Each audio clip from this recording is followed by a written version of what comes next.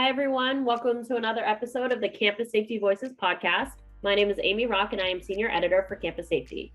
For this episode, I spoke with Jeffrey Yarbrough, who is Chief of Police for the Hutto Police Department in Texas, and also former Chief of Police for the Round Rock Independent School District, also in Texas. Incidents of swatting, or reporting false threats to emergency services, are on the rise, and many of them are targeting K-12 schools and colleges. In this interview, I spoke with Yarbrough about all things swatting, including why it's so harmful, what the emergency response to swatting often involves, and how these incidents are impacting the mental health of students, staff, parents, and surrounding communities. We hope this chat provides actionable information to help your school or campus better respond to and handle swatting. Here's our discussion. Be sure to subscribe to Campus Safety's YouTube channel and like or leave a comment on our videos. Or subscribe to our Campus Safety Voices podcast on Apple and Spotify and leave a review.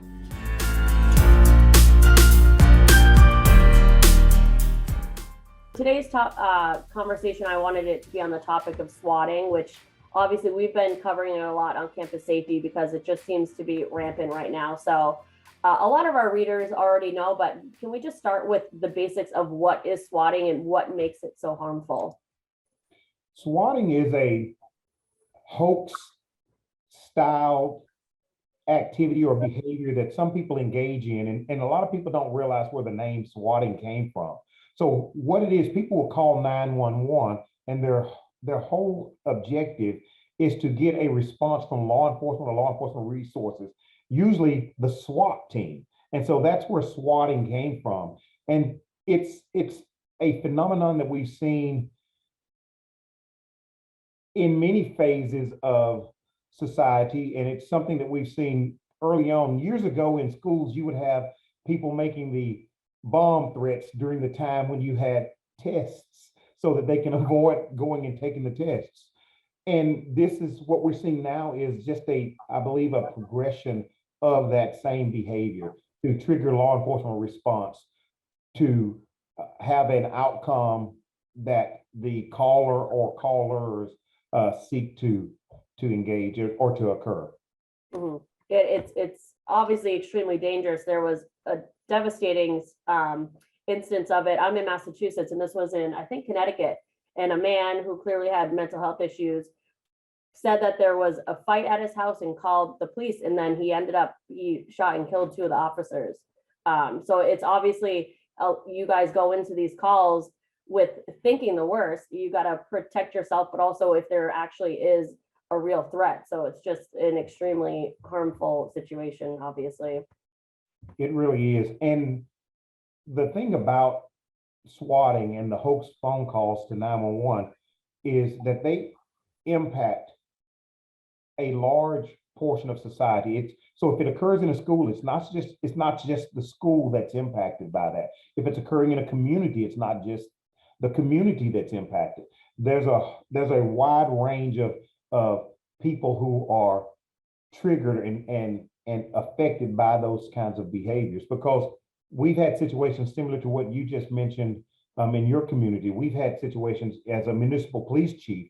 I've had situations where people have specifically called 911 to get law enforcement to respond just so that they can carry out an active shooting event against those officers.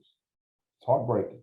Yeah, for sure. And like I said, I'm in Massachusetts, and New Hampshire is I'm like 15 minutes from the New Hampshire border. And earlier this month, in just 1 week, I think they said a dozen threats at New Hampshire schools. And now you've worked as a police chief in schools and now in a city. Are schools the sector receiving most of these threats, or are they everywhere? So I'm sorry, Amy. That's okay. Are schools the ones that are seeing most of these swatting calls, or are they kind of in different sectors as well, or are schools the ones seeing most of them? So we're seeing in Texas a tremendous increase in swatting calls. We work with here in Texas, we have the fusion centers, which, like here in Austin, it's the Austin Regional Intelligence Center. And they track data, they track phone calls, they track social media, and we're seeing the number of threats in schools and the trend towards those increases here in Texas is at a level that we haven't seen previously.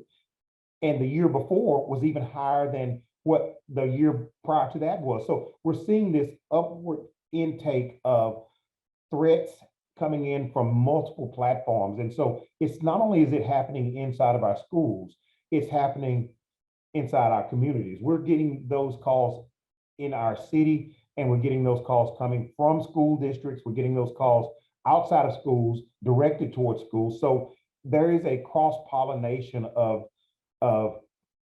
swatting calls that is occurring in virtually every community in the state of Texas and the country. Okay. And you had mentioned social media. How are most of these threats being communicated? Like through what medium, and who are they placing the call to for schools specifically? You know, are they calling the superintendent's office? Are they, obviously, I'm sure it varies, but does there seem to be a pattern? What we've seen is the trigger for many of the swatting incidents that we investigate. Some may come from anonymous apps, phone apps that they use, kids may use. We're seeing a lot of it come through Snapchat, and they'll send that information to other students, and in hopes that that information is being deleted, and those students would take that information to the campus administrators, which would trigger the investigation and the response with regards to standard response protocols or the active shooter event responses that you would take depending on those threats. So we're getting it from social media, we're getting it from Snapchat, we're getting it from emails. We've had emails from anonymous email calls or accounts, and we're responding to all of those situations with the same concern that we would if it was a person walking into the police department saying, hey, this incident's occurring. Mm-hmm. Yeah, it obviously sucks up a lot of resources, and it also desensitizes people a little bit to, you know, if there is a real threat. Thinking back to with Uvalde, the preliminary report found that some of the faculty and staff didn't initially take the intruder threat seriously due to alarm fatigue associated with the increase in bailouts, which for anyone who doesn't know what that means, it's a term used in border communities for the increased occurrence of human traffickers trying to outrun the police. And it often ends in the smuggler crashing the vehicle and passengers flee or bail out. So it's just, there's obviously so many ways that it can be very harmful, and a lot of considerations that people don't think of the ripple effect that it has. That is true. And that is one of the things that has been a concern when you get, I hate to say used to, because you should never get used to receiving those threats, but there is the alarm fatigue component that breeds complacency after a while, because the assumption is that, oh, well, this is just another false alarm. This is just another false alarm.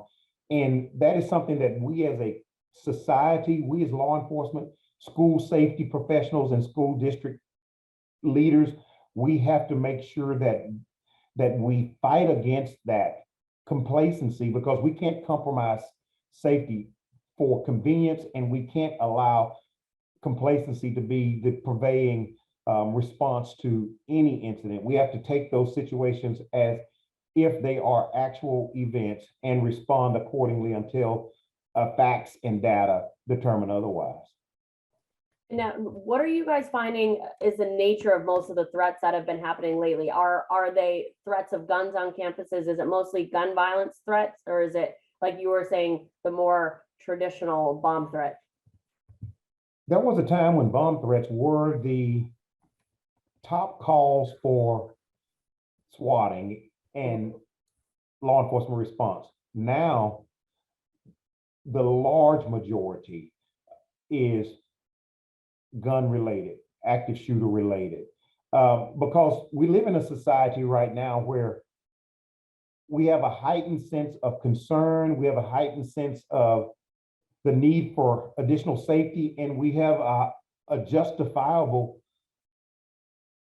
fear of an active shooter event. So people know what words will trigger a response. People know what words will heighten the anxiety or the concern for a community or a school or law enforcement. And we're living in a time where anything related to an active shooter event heightens the anxiety and the concern and the need for a proper response from law enforcement. Are there often increases in swatting incidents following mass shootings? Is there typically a correlation? We've seen instances of copycatters when you have an active shooter event or a mass shooting at a school.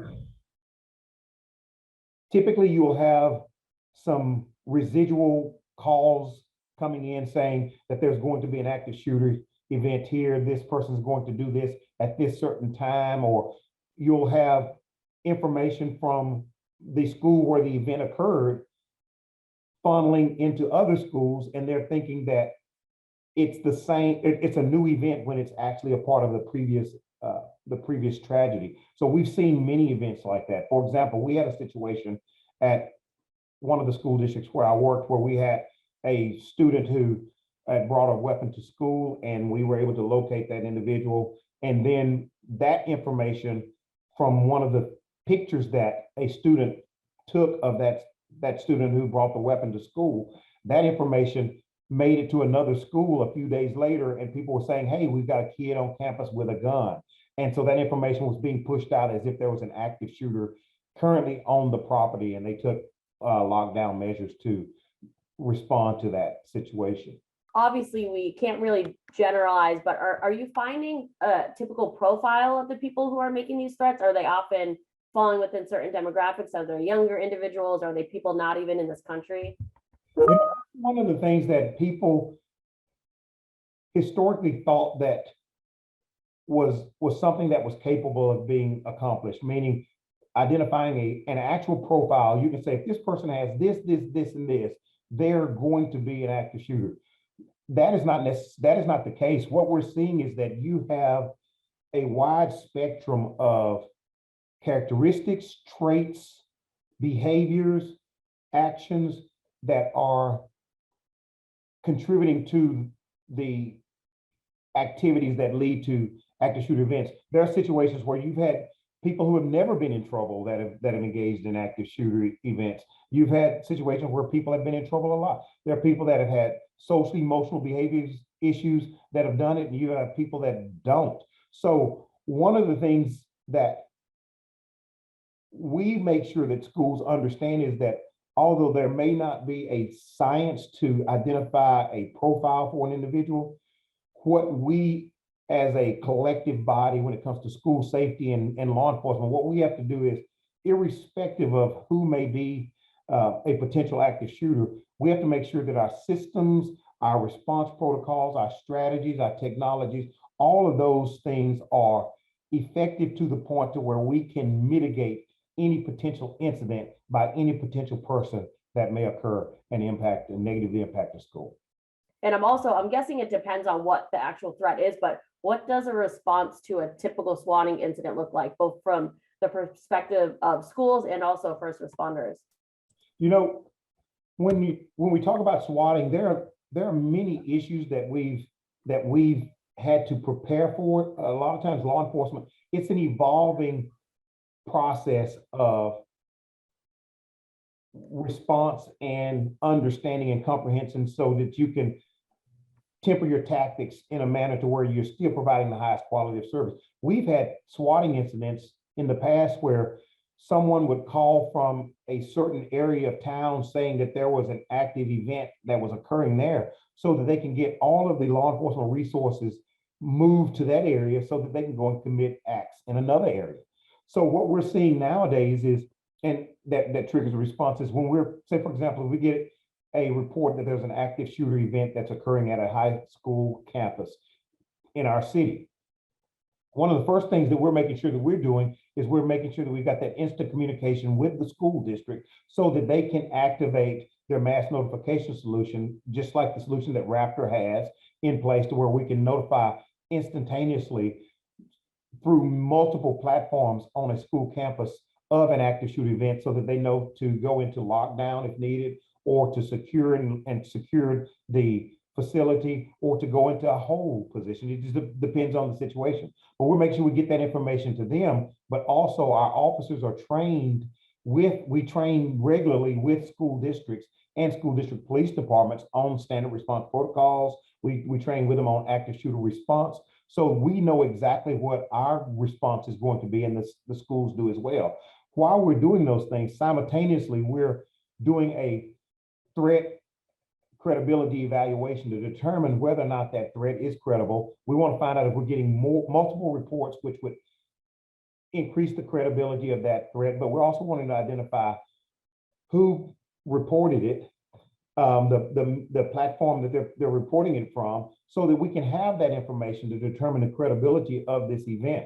But primarily the goal is, once you receive a call, we're wanting to secure that perimeter of that school and make sure that those facilities on that compound are secure. And many times we will have situations where if you have something at a school, we're also wanting to make sure, depending on the circumstance, we're notifying buildings and businesses and residents in the adjacent areas, so that if there is a true threat, they're able to be prepared to respond accordingly.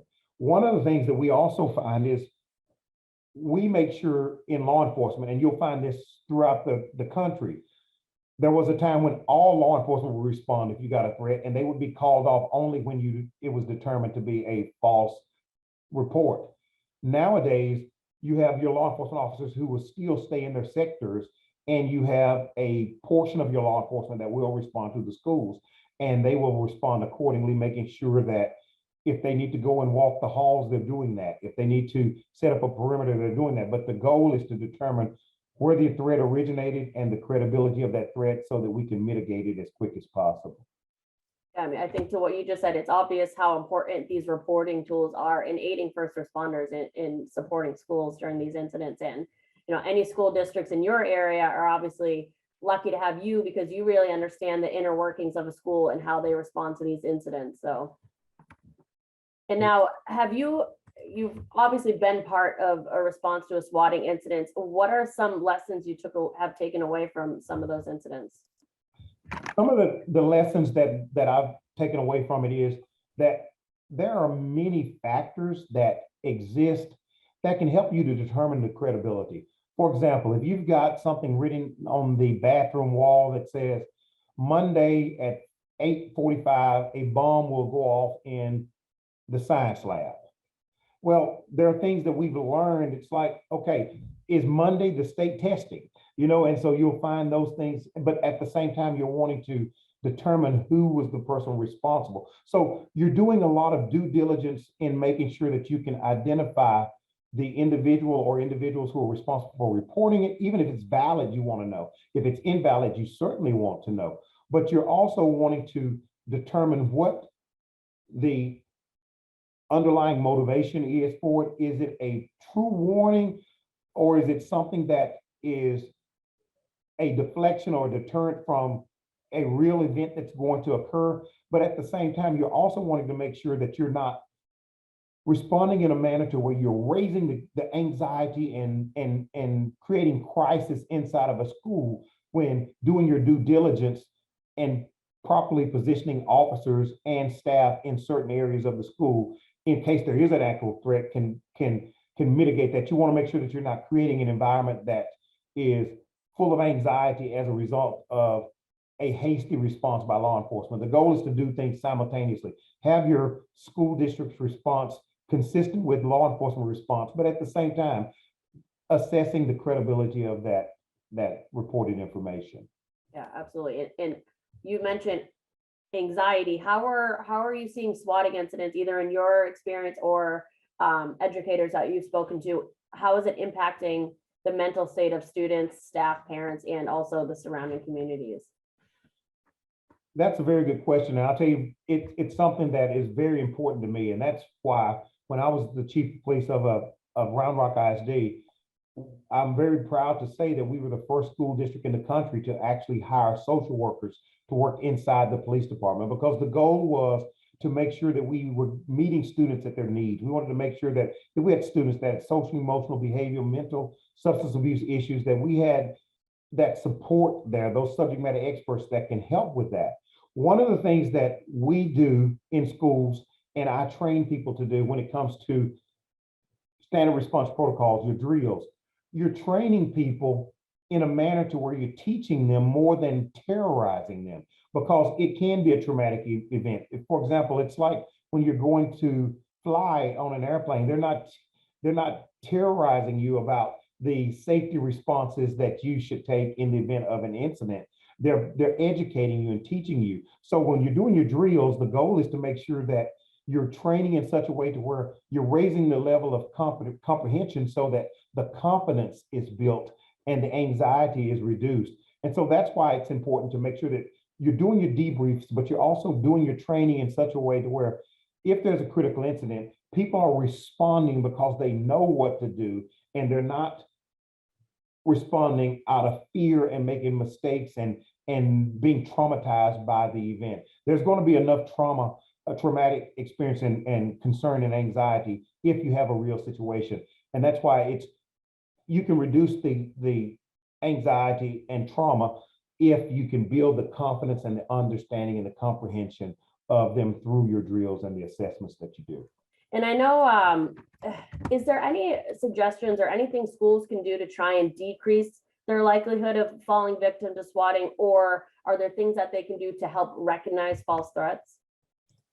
So there are a lot of things that we can do to recognize false threats, and that goes back to assessing those threats and doing an evaluation to determine the credibility of those threats. And that comes from the partnership with the school district, local law enforcement, and your fusion centers, which we have throughout the country.